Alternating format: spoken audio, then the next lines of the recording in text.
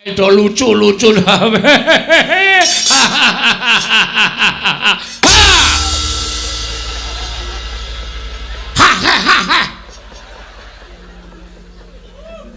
Wah, brisik cengenges bandem batak ora imu.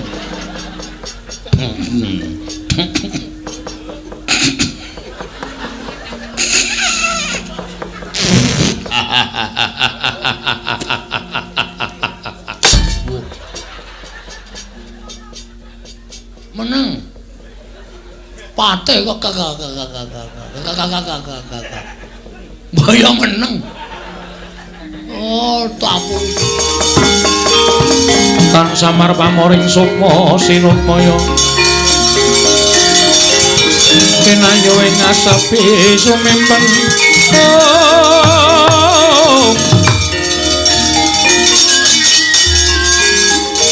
Sumimpen telenging labu mampukaning marana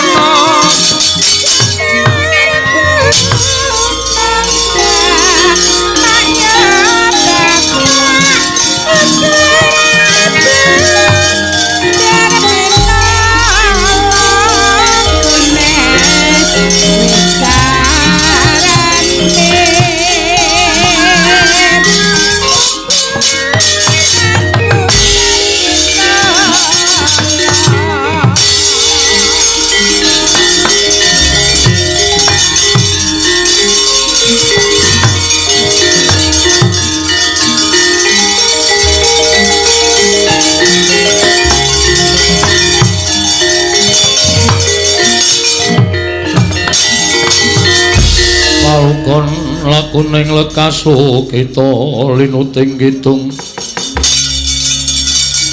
kadung kadereng ngomong memangun manah rahayu mulai yo hah mulai piye mungse awake dhewe iki ora bae-bae. Nek sing nantang karo Petruk mau Sinur Mandura ning bareng aku ngematke Sinur Mandura metu pagelaran jaba ora pangling. Lah kok Sinur Mandura kok ngawe karo putra-putra Pandhawa. Utamane putra-putrane Ndara Werkudara. Ndara Antarja, Ndara Galukaca, Ndara Antasena. Iki nek aku maju ora urung aku mungsuh para putra-putra Pandhawa, aku isin, aku wirang. Aku wong tuwa lho, Gong. Nek nganti aku kalah karo para putra Pandhawa, aku isin nek aku menang kuwi dianggep wis sak mestine aku menang. Mula ayo bali. Terus nek bali ngrampungi masalah, ha. Ngono wae. Terus nek bali perkarane rampung. Kowe bali ora gawe gelo atine bapak. Ngono apa piye, Tru? Ya mesine bapak iso nampa kahanan iki. Bapak le arep bangun kayangan ki serius lho, Tru. Ora mung gojek ning tenanan. Mula nganti kongkonan kowe karo aku sowane negara Ngamarta, kuwi wigatine supaya apa sing dijangka dening bapak iki kasembadan. Terus saiki aku tak takon karo kowe. Nek kowe mulih, kowe matur karo bapak, "Pak, aku ora iso mboyong Pandhawa, ora iso mboyong Pustaka Jamus Lima Sada." Bapak iki mung meneng wae. Bapak ora protes, ora nyeneni kowe. Malah mesti bapak ming mesem. Ning eseme bapak kowe ora iso ditebak. Kowe iki mesem lara apa mesem bunga iki ora ngerti, Tru. Mergo akeh wong nyebutake Semar kae samar. Semar kae guyu durung karuan nek Semar ki bungah, Semar ki nangis durung karuan nek Semar ki sedih. Ngono ya. Ha iya. Bapak mung niteni nang ati Petruk anakku lanang dikongkon ora iso ngrampungi karya. Haning sing maju dudu Ndara Baladewa iki. Sapa? Anak-anak Pandhawa. Luwe-luwe mung anak-anak Pandhawa bayi wingi sore kok kowe mundur ngopo? Haning kae iki pepundhenku. Wis rasa ngurus pepundhen. Nek pancen anak-anak Pandhawa mbelani karo Baladewa, rawe rantas malang diputung, Tru. Aku mungsuh Ndara Galukaca, Ndara Antarja, Ndara Antasena. Nek perlu ora masalah. Nek aku mati, pendem. Wis kok mendem ki gampang. Anak bojoku ki lho, Tru. Wong ki nek wis gelem tumindak, wong wis gelem netepi kewajiban aja mikir anak bojo. Anak bojo nang omah ora usah digagas. Kowe mati dadi kusuma bangsa. Kowe nglabuhi bapak mati nek miturut aku hitungane mati utama. Waduh. Kok kaya ngerti-ngerti ya. Mati ki dipitung dadi 3. Mati utama, mati madya, mati nesta. Mati utama. Matine wong labuh bebener. Labuh bebener, labuh wong tua, labuh agama, labuh negara, kuwi mati utama. Kuwi cinadang swarga. Kowe nyawamu metu cul langsung diwenehi kunci swarga karo malaikat. Lebokke swarga tanpa mampir nang neraka. Mati utama, mati utama. Nek mati madya, nek mati madya ki Marjadratasena diayomi karo Gusti, kowe menang karo putra Jodipati 3. Lho, ora gleleng. Petruk menang karo Gatotkaca. Wah, semebar spiral. Apa? Spiral. Viral kok spiral. Ah, piye ora gleleng? Ah ora, Gong. Awar bali wae. Aku ora penak nek musuh anak-anak Pandhawa, mungsuhku Ndara Baladewa kok aku musuh anak-anak Pandhawa. Wis tenan kowe mulih, mulya. Aku tak nang kene. Kowe nek mungsuh anak-anak Pandhawa mati tenan, mati tak wujute. Aku lu wong mati bangane tekan ngarepe Bapak Wirang. Wirang ki selawase urip ra iso ilang terus. Arep diraupi keletan taun, umure wis mundhak. Wirang ku nek dieling-eling utawa kelikan meneh bakal ndhe rasa wirang. Modar sisan modar ora ngrasake apa-apa. Ayo wis nek arep mati-mati yo. Lho, aku tak bali. Aku jenenge ora friend. Ora friend piye? Ora kanca. Aku mati kok ya mati nang kene wong loro. Ngene wae. Supaya kowe ora sawedi, aku gandeng nek omong ting pletot. Nek omong ora tau bener. Heeh. Engko nek ana anak Pandhawa sing tekan kene, kowe sing ngomongan. Ha terus nek kandhane ora kena, sing ngantil aku. Iki ora cangkeman lho, Gong. Ki aku moh nek ming dolanan. Tenan, kok amuke kabeh. Ning sing guneman kowe. Oh iya, manut. Sing guneman aku ngelekke putra Pandhawa. Nek ra gelem, asik kate. Ya. Kowe nek ndi? Aku nang mburimu. Ya. Tak salen sik. Ya. Arep gelut ya training. Oh iya. Oke, dan kowe iki traininge sapa e? Mbah mau semampir nang dol desa ana iki tak saut ya, Tru. Ngene iki rak trampel nek kerangan. Oh iya. Tenan lho. Heeh. Tak takonane nek kira-kira ora kena kandhani aku njawil kowe sikane kabeh. Ya, oke. Neng kene lho. Heeh.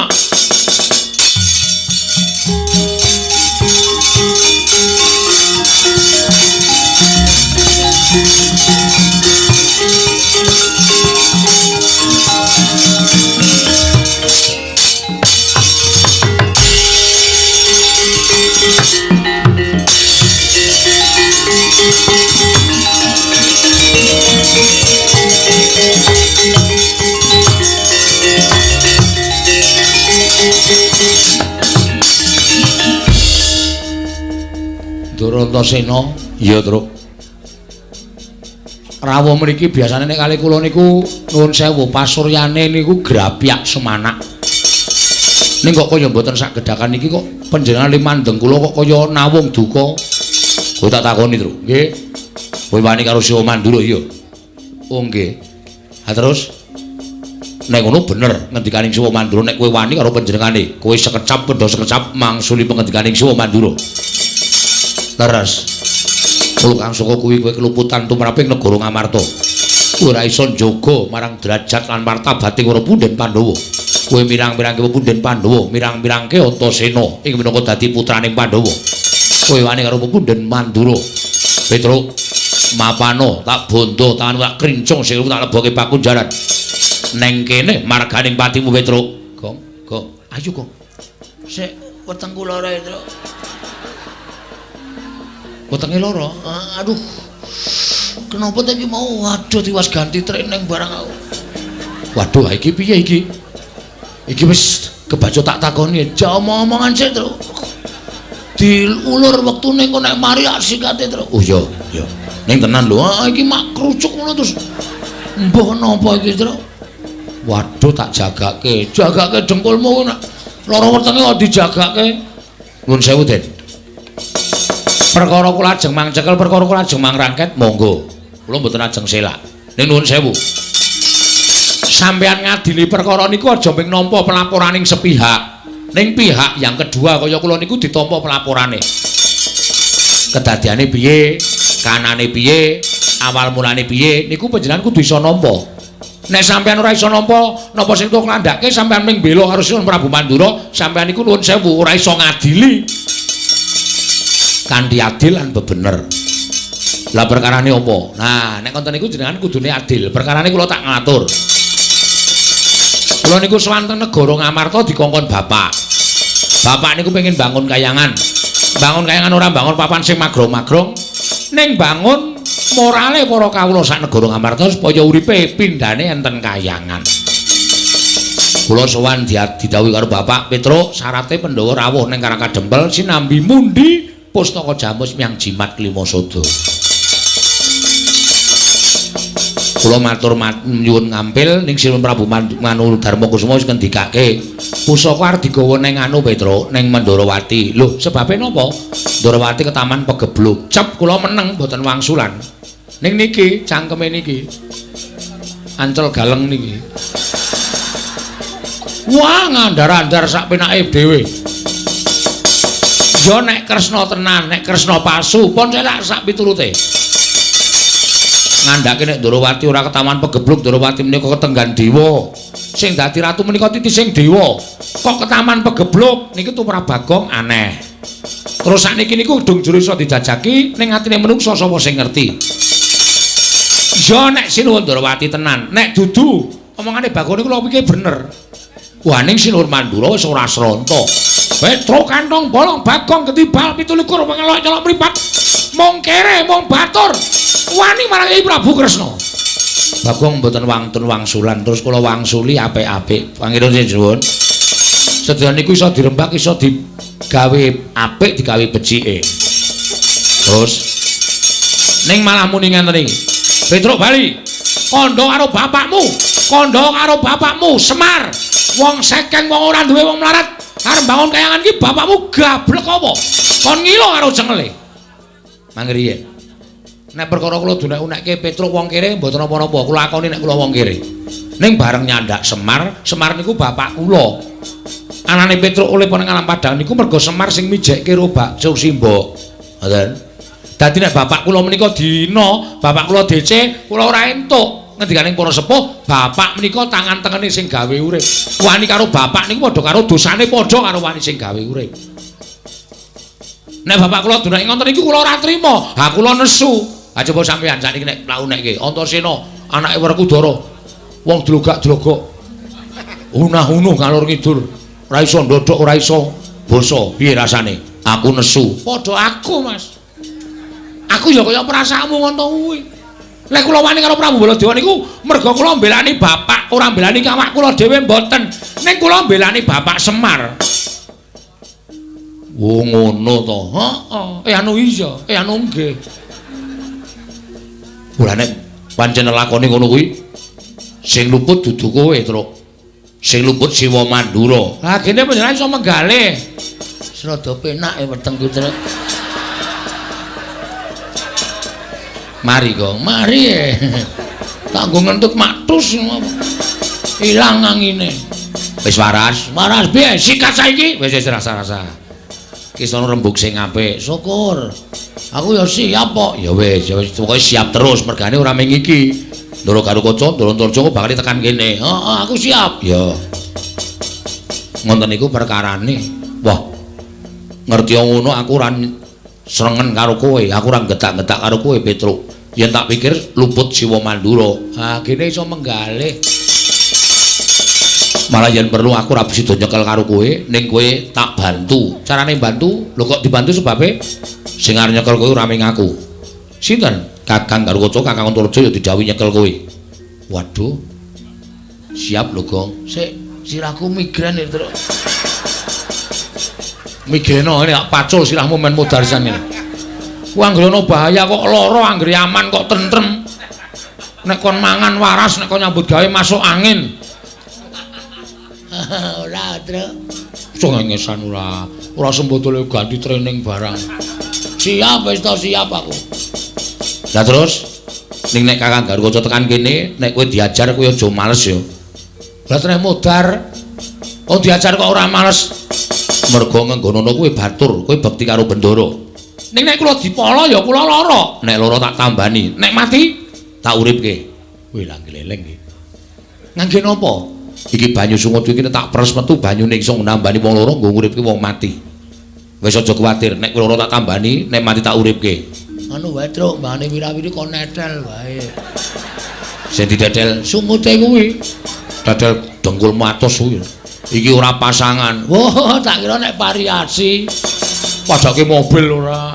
Dikaki variasi, tak kira nek templekane. Ora templekan Bagong. Nggih, Pun, nggih, Pun. Wis ngono wae ya, Truk. Nggih. Ning aku weli, aja dikapak-kapake, aja males sakaremu nggonmu medeni Kakang Garukaca. Nek kowe diajar aja males, siap. Tenan ya, Truk. Oke, pun kula lakoni. Wis aku tak ambles bumi. Sik. Sampeyan bantu ning ketoke mung ngapusi. Lho, kok ngapusi? Lah nek sampeyan ambles bumi, kula ora iso ambles bumi. Le nyeluk piye? Bagong kon gendruk lemah ping 3. Engko aku jedul. Gong, paham. Ngono ya? Nggih. Wis aku tak ambles bumi.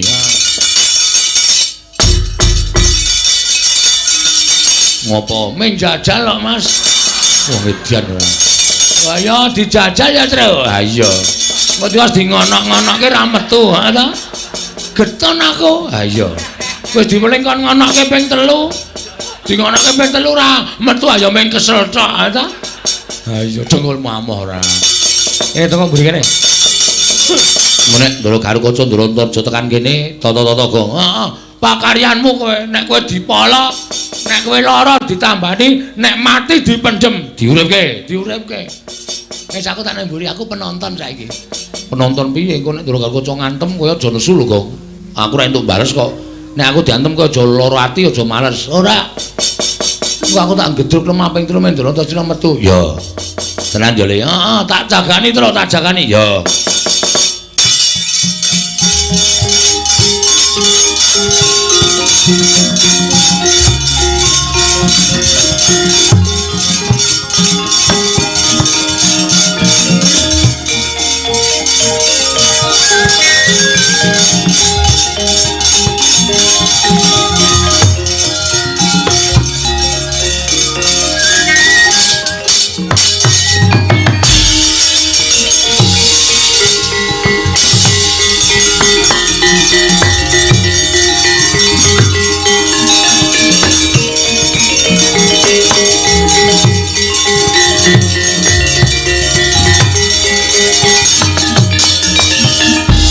Rekata Dian Gatotkaca tinon mapakarka suta tekapira Kresna.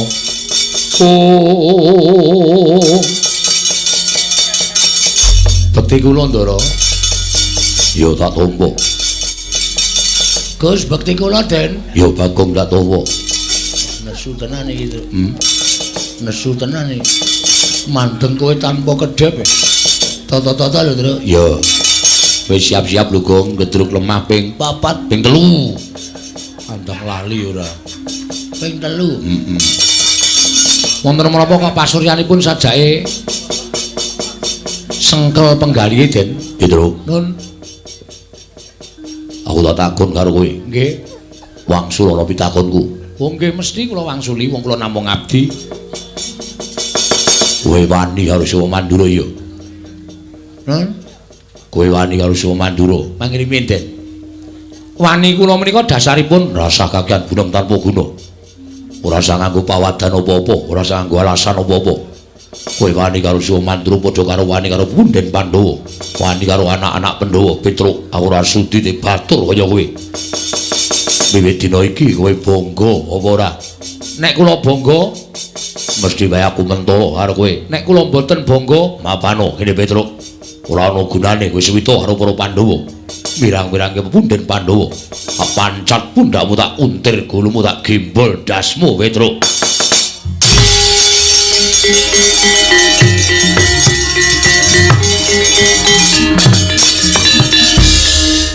Truk. wani lho, Truk. Truk diweling ora wani lho, menengo cerewet iki menengo. Mangriyen, Den. Kula mangunek-unekke napa-napa mboten napa-napa, Den. Kula tampa kanthi ikhlas jur kula menika batur. Kula nika pelayan panjenengan. Ning tembung sampeyan sing pungkasan niki wau teng ati kula kok kaya bajra lungit nyocok teng rasa. Petruk, nek kowe bangga mapan pancak pundakmu, tak gembol ndasmu. Nuwun sewu, Den, kula niki wong tuwa lho. Kula niki wong tuwa. Sampeyan niku ora asana sakuku irenge umure karo Petruk. Kok sampeyan ngendas-ndaske kula? Apa wis apik? Apa wis bener menika sipate anak Werkudara? Aku dadi kaya ngene lakonmu. Ngapa ya, Truk? Cewek menengo. Iki kula lara, Den. Sampeyan cilik kula itik-itik. Bareng gedhe ora nyono nek arep ngendika kaya ngono. Bapakmu Ndara Werkudara wis satriya. Sing wis wisuh gedhe menungsa pinten mawon ning ora tau nyuarani Petruk kaya ngene iki ora tau. Ora tau Ndara Werkudara bapakmu niku nyuarani Petruk. Petruk wedhos ngoten ora tau. Apa meneh Ndara Werkudara nggunakake ndase Petruk ora tau. Niku Pandhawa. Mbahmu nek kowe gelem tak critani. Mbahmu niku ratu-ratu ning jagat. Prabu Pandhu niku ora ana ratu sing wani karo sinuwun Prabu Pandhu mboten wonten. Ning karo Petruk tresna. Karo Petruk sayang. Nek dadi putune cangkeme elek. Mau sampean biyen ora ngerti, mau sampean yo isih bocah. Sampean yo isih bayi. Dadi sampean ngunekke kula Petruk tak gembol ndasmu. Sampean niku le nunggoni jaman dijedi teng Kawat Candra di muka sapa? Aku. Enti sarung kula kobong. Semrene ora tau tok ijo liblas. Niku labet kula karo sampeyan. Lha dina niki ati kula lara tenan. Kok nek ajeng mang potol sirah kula mang potol. Embane kaya dene timun mungsuh duren. Kula timune sampeyan durene kula diglundhungi mesti memet. Mesti modar. Nek apa to gunane Petruk nek pancen ora dinggo karo para putra Pandhawa karo para Pandhawa. Nggo mang potol. Ndak selak potol dhewe. Mang potol. Kula ikhlas ning kene iku. Nek nganti nyawa kula ucul saking raga mapan teng swarga teng rika ketemu kalih Mbah sampeyan Prabu Pandhu. Lho Petruk kok wis mati. Ampun. Kena ngapa, Truk? Puntek batrene. Sapa sing mateni kowe? Putumu, putuku sapa? Ndara Gatotkaca anake Ndara Werkudara. Salahmu apa? Kula mboten salah, mboten luput. Mbahmu mesti mudhun saking swarga goleki karo sampean. Yakin sumpah niku.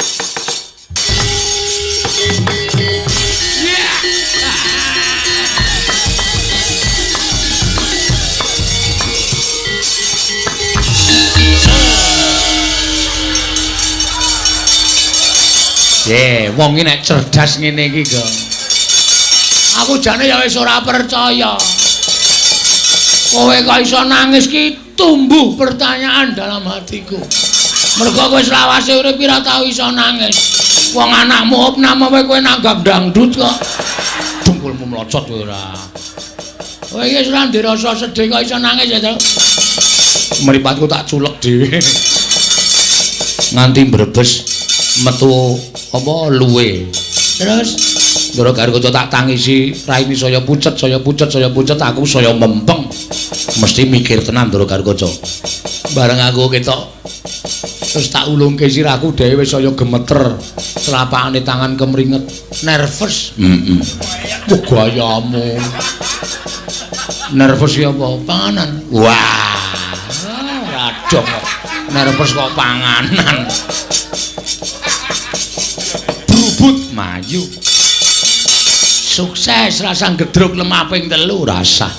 Andara Antasena mau welinge ya pokoke kok gawe wedi ning aja kowe wani, ngono to? Heeh. Nah, saiki didum. Apane? Lho gaweane. Maksude? Aku wis ngalahke loro. Sapa? Antasena karo Gatotkaca. Isih siji. Ora adil ora apa-apa, ning kowe ya nyambut gawe mergo kowe ya dukun bapak. Awak koyo arep masuk angin ya, Tru. Gelem ora, nek ora gelem ya tak ajar dhewe nang kene. Ora ngono Tru, Antarjaya ampun ning kudu nyambut gawe. Piye carane? Okol iki ora bakal menang karo akal. Lho sekolah cara aku iki mau Ndara Gatotkaca arep muntir guluku tak lawan nganggo akal, tak apusi dheweke mabur. Kowe kudu duwe akal, Go. Aku ora iso mikir, Tru. Wong silaku gedhedhuk. Silaku gedhedhuk apa? Gedhedhuk tembok banter banget. Aku ora iso gagar otak. Sebabe ora duwe otak aku. Ya duwe, cilik. Cilik dengkulmu melocot ora. Ya, aku tak ngaso ning isor wit kae nek Ndara Antarja tekan kene wangsuli. Petro nanti Bagong. Ngopo golek Petro? Arep tak pateni. Lho, wani ora. Brus, wah rame nek kowe perang. Rame cengelmu kowe. Seneng nek aku modar. Wah, bombong kok krasa.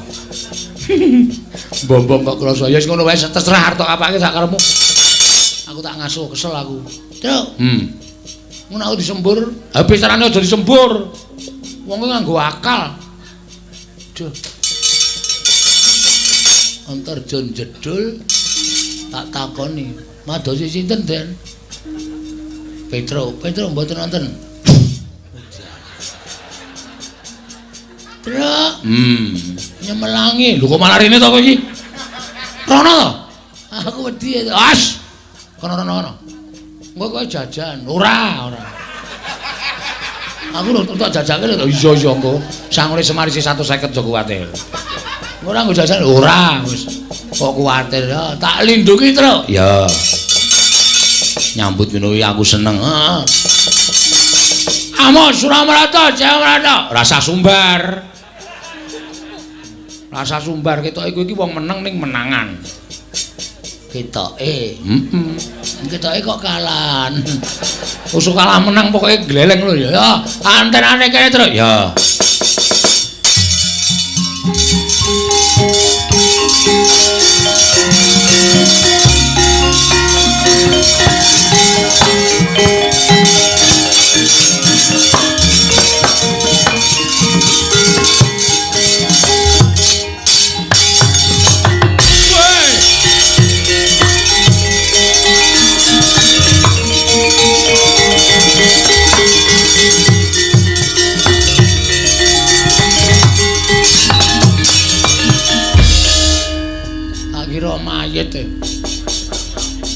Jedul saka njeron bumi. Ndara Antarja. Iya, Bagong. Enten apa kok pasuryane abrit? Bar ngunjuk anggur napa? Ora. Ya kok abrit pasuryane? Aku goleki Petro. Nun, goleki Petro. Oh, Petro iki ngeyel kok kandhane. Tru, sing goleki iki kowe. Wah, jan wak pancal raimu tenan. Wis ngerti nek kabeh iki goleki aku ning kowe sebagai adikku ki nutupono. Aku ra ono, aku tok slametke. Tok aku ben leren. Lah nek ngono, ya. Bairono. Petro ora ono, anu mboten wonten. Kowe mbudheke aku. Kowe bareng bukan karo Petro ning kono, padahal aku ora krungu. Wah, Tru, krungu Tru. Ora tak cuwek matamu wis. Kono Bairono, omong nek kuwi mau swara radio. Oh iya. Niki wau radio. Gelombang FM. Bagong. Nun. Bagong ndi? Kok Bagong Petro ndi? Tru? Ye, sing goleki kowe lho. Ana kleru le omong. Satria kok kleru ya, Tru? Ah iya. Ta, Tru? Ora seru-seru. Ta, Tru? Lali aku. Madosi Petro. Iya. Terus ajeng mana pake? Petro arep tak ajar. Lho. Petro niku wis lulus e. Lho. Kok arep dibelajari? Tak ajar tak tutuki sirahe. Bumi gonjang-ganjing langit kelap-kelap. Biar lintang kang kumedhap. Titi sonya madya ratri lumrang gandaning puspita. Ilir-ilir, ilir-ilir.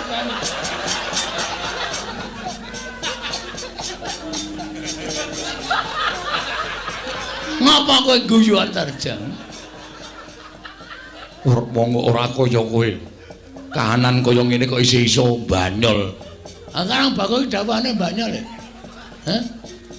Karemu piye kowe ngrasani aku? Aku nek nutup-nutupi Petruk, terus aku ya arep katutke dosane. Kowe iki omong nganggo pikiran ora, Jo? Lho. Jo sapa? Jo ki jenengmu sapa? Antarja. Dundang Jo kok ora gelem. Kon ngundang Antar ngono, ha. Metik apa ora kowe nek Antar? Wah, omongan karo wong kaya iki malah mumet silaku. Ngombe obat. Kuwatir. Aku nggawa apa plikita. Hus. Bel kita iki cangkem. Mangkel aku. Ngombe ye ora. Apa aku goleki Petruk? Petruk pokoke ora arep kena digoleki sapa-sapa. Petruk takon ngaso. Aduh. Petruk wis mulih. Ngaso apa mulih? Mulih apa ngaso? Ngaso. Molak-malik ora. Korene Petruk, ora iso. Nek ora iso tegese kowe mepalangi karepe Antarja. Ha wis kena aku malang kene kok.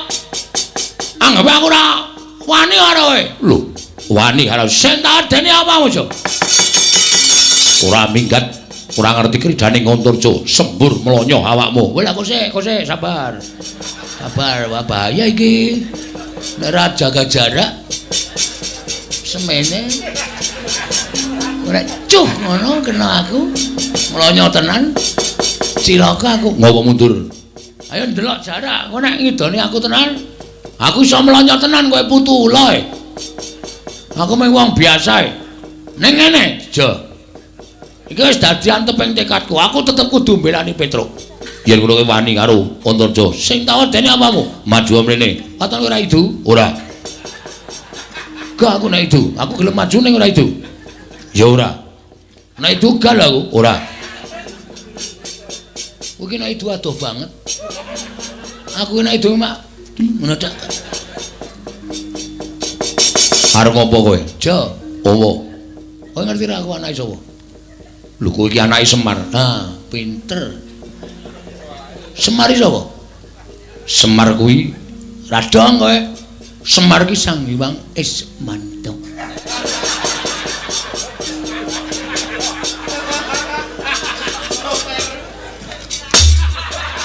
Kok bandem rek ngapae, Truk? Hah? Hah? Ada no? Ismaya. Hah? Ismaya. Ismanta apa Ismaya? Ismaya. Nggo kuwalat lho. Bapak ki titisane Sang Hyang Ismaya. Kowe kakangane Bathara Guru, Jo. Dadi bapak ki asline dosen.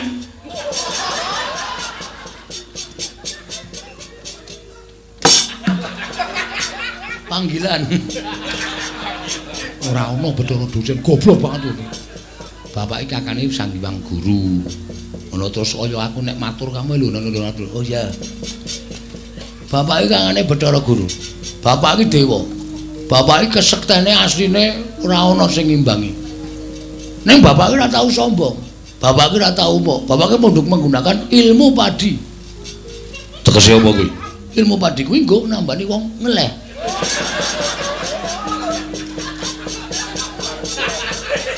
Ilmu padi ki semakin berisi semakin menunduk. Jadi bapak ki ora tau pamer apa-apa. Bapak sugih ora tau pamer, bapak dijaya ora tau pamer. Ning kowe ngerti aja. Yen anake kaya Gareng Petruk Bagong iki Iki ya dikeki aji-aji Jaya Kawijayan. Ming welinge bapak. Gareng Petro Bagong kowe tak weni aji-aji iki ampuh kegilo-gilo. Ning aja tok gunake nek ora kepepet kudu nggunake. Ha iki aku wis kepepet iki. Aku wis kepepet mergo aku kudu mbelani Kakangku Petro karo aku wis ra iso ana dalan mlayu mergo aku wedi karo kowe. Mulane kepepet.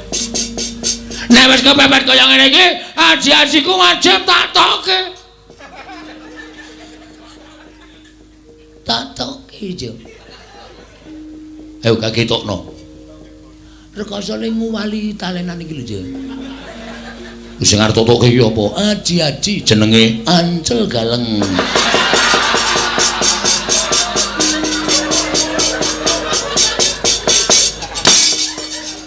Petro ki arep semangkean, apa-apa dibandem, apa dibandem. Waduh, ngenengi bakul es. Mudar. Ngenengi gelase. Hah? Dadi nek aku gelem ngatek aji Jaya Kawijayan ki namung kowe. Cil. Tanganku iki sawangen, Jo. Tanganku iki sawangen. Ki tlapakku ki nek saya abang, kowe sing ngeyel tak dumukke ning dadamu. Ora jemblong tekan geger, aja tundang Bagong.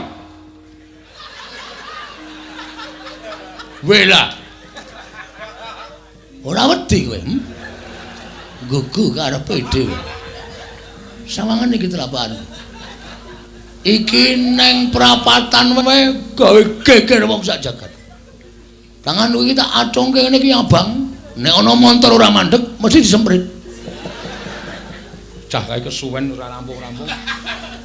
Iya kok sik. Nyoba apa piye? Njajal apa piye? Oh, kuwi rungono, keprake wis banter banget wis. Rungono. Iki nek nganti tak dumukke nang dadamu, Aji Sastra Wirayang paringane Sang Hyang Ismanto. Ora jugruk dadamu aja tundang Bagong keparane. Jare. Piye, Gong? Wah, meh putus asa aku. Kok putus asa tak getak-getak ra wedi-wedi. Aku wis saya wedi. Tok kapake to le, tak apusi. Tak apusi piye? Aku anake Semar iki Sang Hyang Ismanto. Ismaya. Dieling-eling to? Oh, tanggaku Ismanto arep takon lunga kok. Men kelingan terus e. Ismaya. Kuwi mari ngaji-aji karo Bagong. Wis sawangen iki. Ngopo ngono? Dadak dengkulmu. Telapakanku iki sawangen Antarja. Nek nganti iki Abang, ki tak tamake Gunung Jugruk Segara Asat. Waduh. Apa iya? Weh, kowe iki ra percaya terus. Telapakan siji iki tak tamake gunung iso jugruk. Oh, to. Pek jugruk kabeh. Gunung kok suarane makpek. Aku wis tak tes terus. Oh iya to. Loro. Tak tamani telapakanku jugruk ngiwa, jugruk nengen. Gunung endi kuwi? Gununge bojoku. Oh setan ya ora. Ora ngrungokke tenanan kok. Antarja saya pucet terus nyemplung anu ngeleng ya, Truk. Tak uyuane aja. Men kaya jangkrik lho, ora mungkin kaya jangkrik kok. Rampung. Urung iku. Ngopo? Ayo sing joget-joget kae sapa kae? Endi ta? Oh, wong edan ana udu. Sing ngarepe kok. Oh, Patih Mandura. Sapa Prawoto? Pragota. Nek kae ora ana welingan sapa-sapa, Truk. Nah nyekel awake dhewe diajar wong loro, le.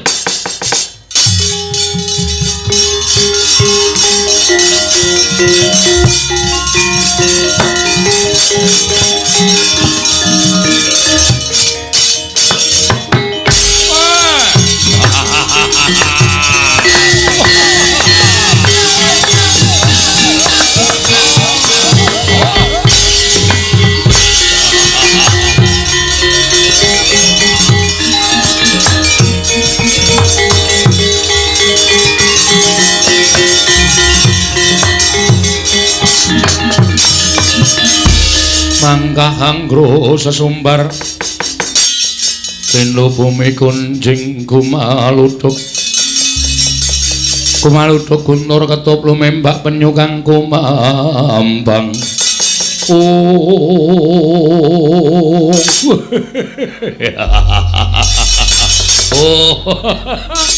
waduh lagu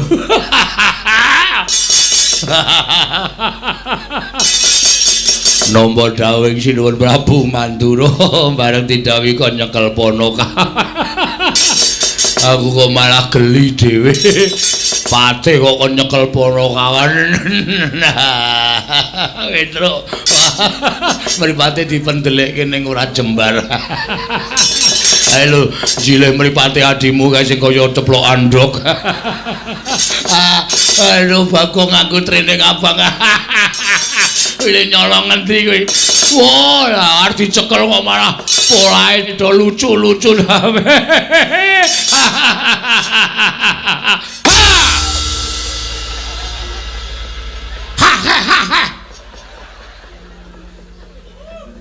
Wah, blese cengenges bandem batak ora imu.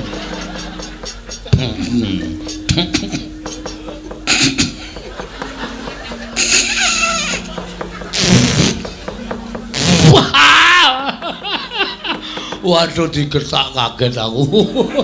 Wah, bape kaya batang. Waduh. Petro inggih.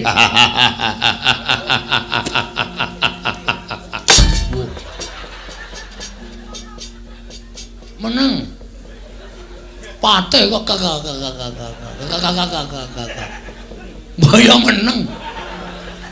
Oh, tapuki sisan kowe. Ayo, cungar-cungir, ayo. Arep guyu meneh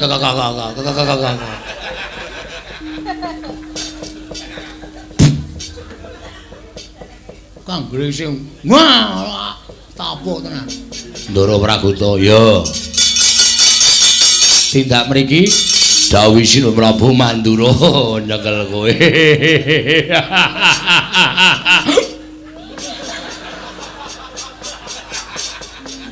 Kon nyekel kowe. Lah lepat kula napa? Ah, ora ngerti. Lupute apa, salahe apa? Sing baku aku nyekel kowe.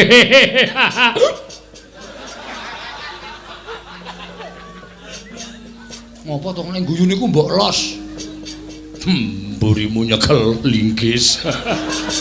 Nek keproke aku ngrekoso.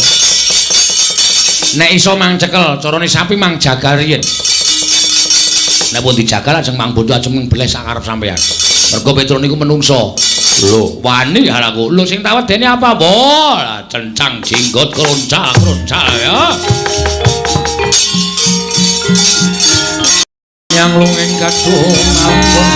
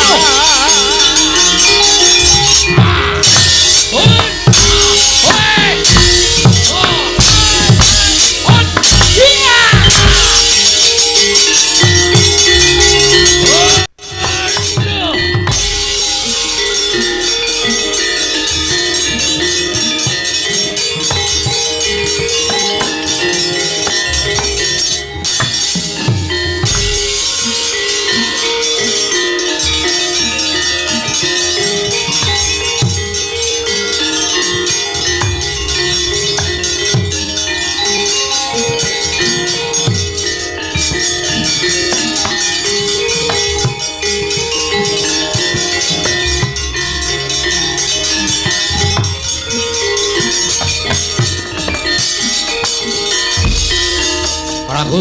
wonten timbalan.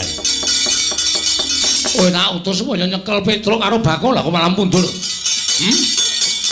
Piye kabare? Nuwun pangapunten. Najan namung drajating Punakawan nanging pancen sekti kalintang jayaning perang. Nyatanipun kula dipun gulung kalian Petro kandhong bolong kula semanggaken sinuwun panggugu karepe dhewe. Manungsmaning jajaran iblis lanat. Petro kandhong bolong. Kowe ngilani Maranata Mandura Prabu Baladewa. Kowe ngias Maranata Mandura Prabu Baladewa. Ora minggat tak glendang nenggala jeblok wetemu barat.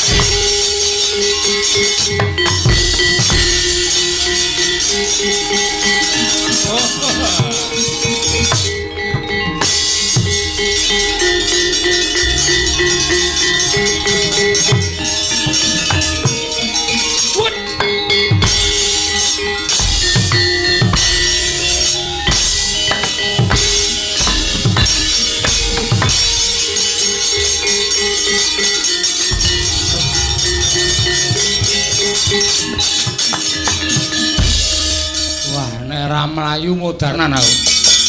Sinuwun Mandura duka yayasinipe. Petro kandhong bolong ora minggat.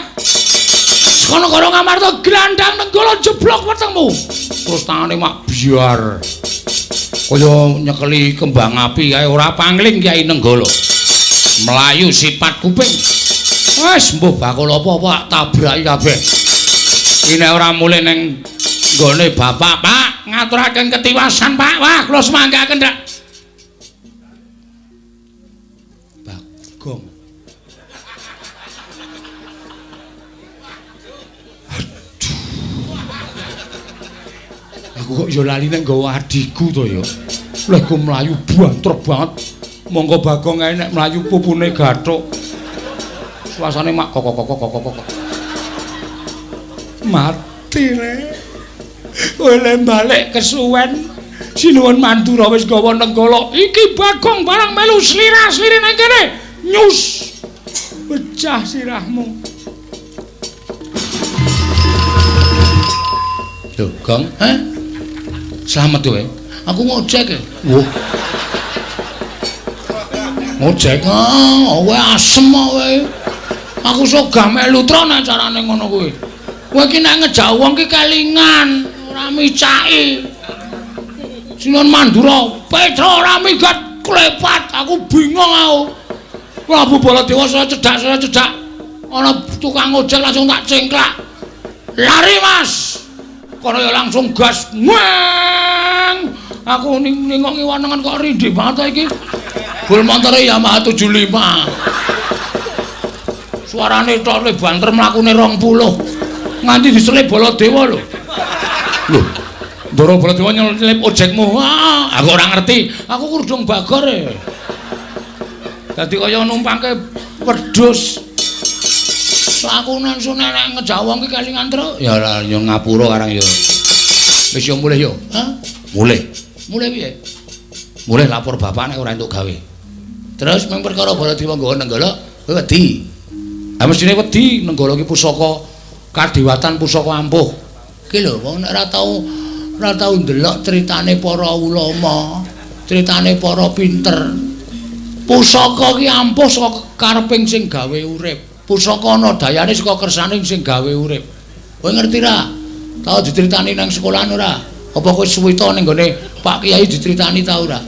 Apapun sing dumadi nang donya iki ki eneng dayane apa wae kuwi saka kersaning sing kuwasa, saka kersaning sing gawe urip. Contone nalika Nabi Musa doyak-oyak tentara arep dipateni jaman semono entuk firman saka Gusti Allah, Musa, tongkat kuwi sabetno Laut Merah, disabetke dadi mbelah. Kuwi merga saka kersaning sing gawe urip. Isa lho truk nenggala kae, kowe maju metuki nenggala terus Gusti sing ngarya jagat Baladewa kok pakartine sak ngisoring dramaan. Baladewa pakartine elek. Nenggala ilang dayane, cocoke kowe ora apa-apa. Lho, ora gleleng ora. Saya mulai wae. Aku ora percaya cangkemmu. Ngayal wae. Lah nek pancen kowe wani maju, aku ora ana masalah ora Baladewa. Oh, aku ora ana masalah ora Baladewa.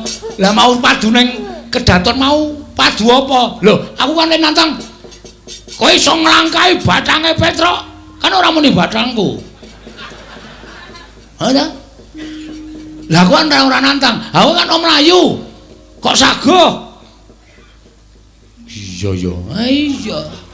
Aku kan ora ono masalah. Sing ono masalah kowe ya kejaba nek Baladewa sumbar.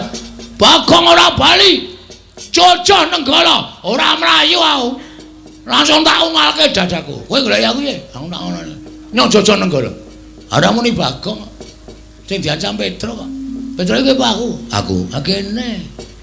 Ana tandangi. Engko nek Gusti wis njabut kampuhe Kyai Nenggala, ditamake kowe ora apa-apa. Aku ora percaya omonganmu. Kowe iki nek omong ngono kuwi nek aku ke taman mati tenan, kowe seneng-seneng. Truk, kowe iki kakangku kok aku seneng-seneng ki nalare piye to? Lah iso wae kowe seneng-seneng. Ora. Ning aku njaluk kowe aja mundur. Isen aku nek mundur. Oke. Wis tak lakonane mati ya men. Ha ngono. Wong kowe urip yo ming doyak-oyak bang plecet kok. Ah iya. Esuk 2000, awan 2000, sore 2000. Sedina pirang-pirang ewu ming go mbayari. Aku iki ciduk kowe kredit. Anggar-anggaran didit to ya wis men. Goleki gaman. Oke. Manut apa aku? Manut kowe ya. Bendo. Kita jileke bakul degane ya sakarepmu. Kurang gayeng gitu ya Gong. Wis iki wae gayeng ya. Gawane. Karo titip Gong. Apa? Dompetku iki nehno bojoku. Omong bojoku nek aku 3 dina ora bali, kok nyelameti 3 dina tekan 1000. Omongane aku mati. Oke. Ngono kuwi lho. Ikhlas ro nyawane nglabi Bapak. Ya. Karo anakku sing barep gawe sarep lulus sekolah, sesuk nek butuh ragat dolno Tegal ngarep omah. Oke. Anu mobilku sing ning samping omah kae dolen sisan Gong. Payu pira? Mesine ora ana. Lha pokoke sapa sing gelem nuku tuku? Oh iya. Lho kae kan ra ana bane mung ditumpangke watu to, Truk. Pokoke nek golek ragangan. Oh iya. Ya wis. Karo apa jenenge iki pitikku sing akeh banget petelur kae sing aku ternak kae dombane ya, Gong. Heeh. Kowe ya sok nileki to? Heeh. Berarti nek esuk-esuk nang kandang pitik kan nileki ndok to? Lah iya. Duleki keok keok keok arep ngendhok. Sesuk aku berarti ganti pekerjaanmu. Heeh. Dulekane ya. Oh, ning aja nggo jempol. Mati pitike. Nggo jenthik sing pas. Keok ngono. Nek nggo jempol keok. Modar, ndok ora iso metu. Ya. Wis tak mangkat, Gong. Sik. Anak wis tak titipke. Heeh. Omah titipke sisan. Terus liyane wis. Sik terus karo tak golek orang-orang ketok tiba ning pangkonku. Medeni ya. Terus liyane ora. Engko nek kowe lali lho. Engko kowe mati, lali ra weling apa-apa dadi memedi. Ora usah dipikir wena-wena. Ya. Sapa sing urung? Wis kabeh kok. Deleng-eleng. Sapa? Bojomu? Titipke kowe sisan. Mbangane kliya. Rondo ki ngrekoso lho, Tru. Kan tak openi ra masalah. Oh, ngerti aku. Ajine kowe seneng suwe to kowe. Ha to. Anakmu sing barep-barep anakku. Oh, setan ya ora. Mula kok rupane beda.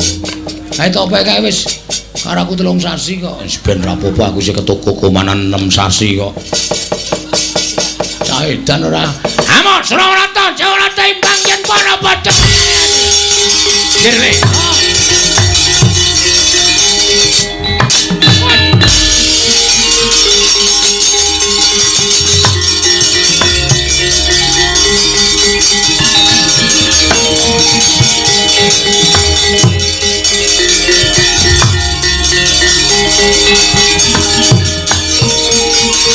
Wah. Anu semarek jajalane besaran. Lho. Lah iki Petro kok nggawa bendho iki. Surasan dadakoke an gunung tanpa gunung. Ayo, iki Petro kanthong bolong. Iki Nenggala iki pamunaing satu sekti.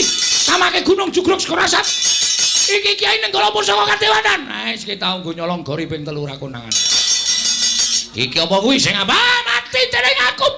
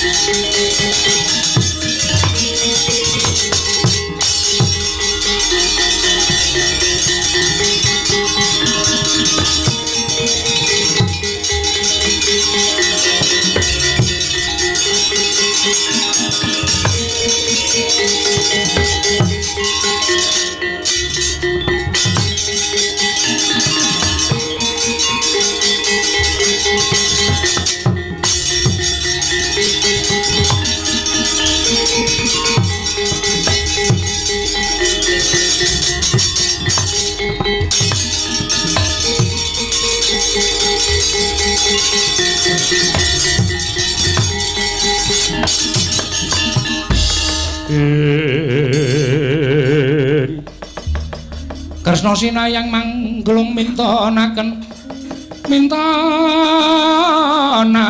dewe kramanira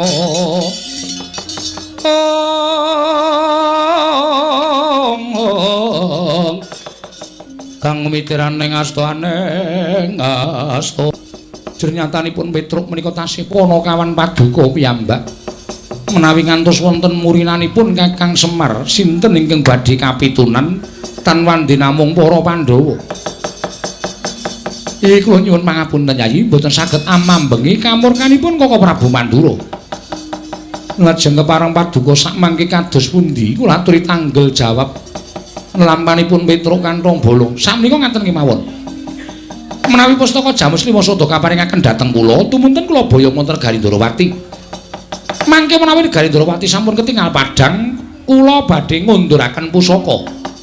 Sasampunipun kula ngunduraken pusaka, tumunten kula badhe ngupadi wonten pundi kendhangipun Petruk menapa tasih gesang menapa sampun pejah. Koko Prabu pangandika paduka menika saged ingkang rayu gemi. Menapa kula nate ujar lelamisen lan paduka Yai Prabu Darmakusuma. Menawi tra mekaten monggo pusaka kula aturi nampi. Nanging menawi negari Ndrawati sampun ketingal padhang pusaka kula aturi ngunduraken. Lan paduka Kanjeng Koko Prabu kula aturi ngupaya wonten pundi dunungipun Petruk nongestaken dawuh. Koko Prabu, nggih. Kula nyuwun pamit rumiyin. Lho, kok njaluk pamit dhisik? Tegese siadhi ora ngantipun Kakang. Koko Prabu kula aturi lenggah wonten negari Ngamarta lang rumiyin.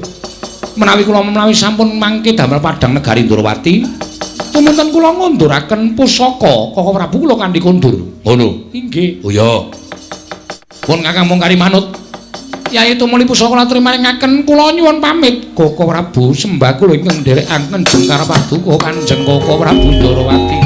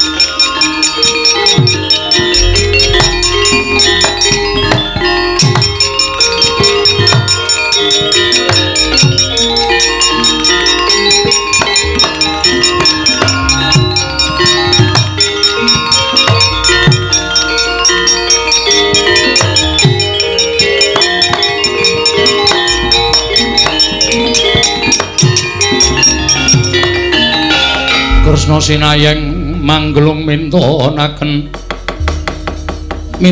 dewi kramanira kanggo miteraning asta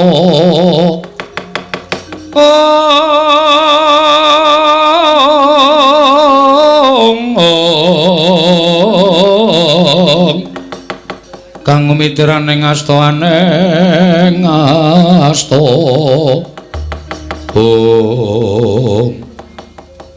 Setyaki wonten timbalan lah kok raya ora dat abene pendak-pendak pun Kakang Suwanana Praja Ngamarta mesti pun Kakang nampa panembrama ingkang banget memalatsih nanging lah kok ora kaya sagedagan iki gligaping paningal para Pandhawa kadang-kadangku kaya sajak semu ora percaya marang suwaning pun Kakang Yayaji wonten menapa Werkudara eneng apa Dimas Arjuna maragake matur eneng apa Kok Prabu Mandura eneng apa Gusti Kresna kowe iki aja gawe bingung pun Kakang lho nggih wonten menapa Prabu lah iki mau lagi wae kelakon-lakone Siadi matur sange Prabu Darmakusuma yen to negara Ndrawati ketaman pegebluk bisane waluyane Nirmala Majati yen to tinimbalan pustaka Jamus Lima Susada nganti pun Kakang geger karo Petra keneman nenggala kendang Kaprajondang pusaka mbok asta lah kok saiki bali meneh negara Ngamarta iki karepmu piye oh ngaten to yo Setyaki wonten timbalan iki tegese eneng surya kembar mboten ketinggal kok Prabu ya wis mengko tak rembuke Yayaji kula wonten paring dawuh Werkudara apa wis ora usah dadak menggali sing werna-werna nadyan panyokra bawamu karawan pun Kakang kuwi bebasan tumpuk undung nanging kabeh mau sirnakna saka lambe atining Siadi yo perangan ingkang padha lenggah ning kene ora ana ingkang tak percaya kejaba amung siji ya kuwi kadangku panengah si Arjuna merga Kresna karo Janaka kuwi padha karo siji nanging dadi loro nanging manunggal ya Janaka ya Kresna ya Janaka Arjuna wonten maring dawuh umpama pun Kakang kuwi kembang Siadi sarine pun Kakang geni Siadi urupe ora bakal bisa dipisahke dening apa wae mekaten kok Prabu wengakna permana jati ayo gage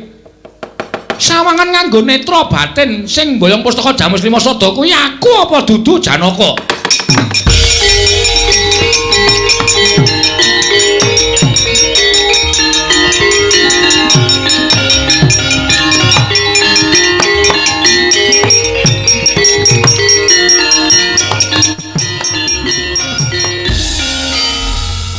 Prabu mboten kinten babar pisan menawi negari Ngamarta kelebetan telik Mangindrajala ingkang dusta pustaka Jamus Lima Sada Koko Prabu kados pundi lampahan menika Werkudara nggih mireng to Yai krungu wis yen Siadi krungu tegese iki dudu caping Kresna nanging atur adimu Madukara yen to ingkang nggawa pustaka Jamus Lima Sada kuwi dudu pun Kakang nanging pancen ana menungsa ingkang memba Paranata Ndrawati ingkang keduga nyidra pustaka Jamus Lima Sada Werkudara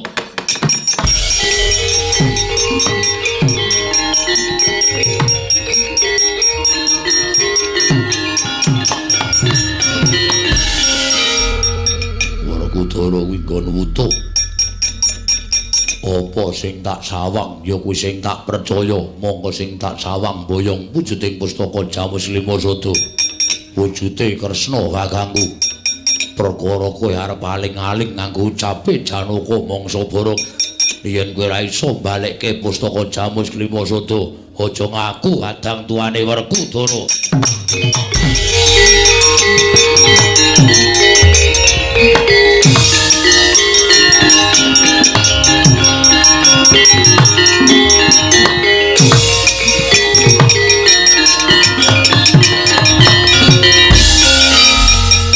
pikir-pikir omongane Werkudara kuwi nadang wong mloho ning bener.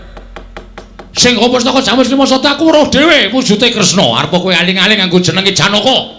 Dadak nganggo kembang lan sarine geni lan urupe ambel gedes. Sing nyolong pusaka kowe, baline ya saka kowe. Kowe ora iso mbaleke pustaka Jamus Lima Sada. Padha karo kowe mbabar wirang Baladewa ning ngarepe kadang-kadangku Yai para Pandhawa. Ora sudi duwe kadang kaya kowe kuwi Kresna.